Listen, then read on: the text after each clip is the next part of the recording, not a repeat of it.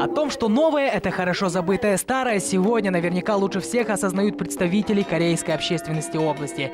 С того момента, как они открыли кружок древнего искусства игры на ударных, самульнари, к ним стали звонить и ходить.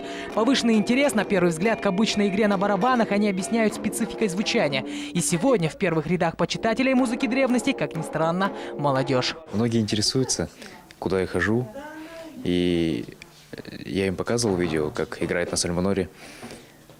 И им это очень понравилось, потому что это очень здорово, ритмично. Это не просто барабаны, у каждого инструмента здесь есть своя история и четкая миссия. Даже каждый слог названия этого вида что-то значит. Так, например, корейские слова «са» и «муль» переводятся как «4 инструмента», а «нори» обозначает глагол «играть». Если, допустим, говорить более детально о названиях барабанов, то значит, барабан в виде песочных часов символизирует дождь, в виде тарелочки – это молния. Она является одной из ведущих. А круглый барабан – это тучи, и гонг – это ветер. В совокупности получается 2 звука земли и 2 звука небес. То есть этим завораживает людей, люди интересуются, им интересно.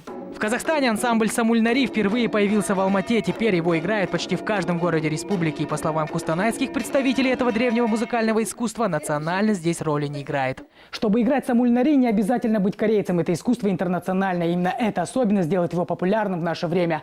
Но в Кустанае об этом знают не все. Ведь во многих странах мира этот барабан и его специфические звуки пленили сердца многих. Кто-то под эту музыку танцует, а кто-то их мешает с другими направлениями музыки. Но в любом случае, таким образом, они смешивают традиционные и современные жанры искусства.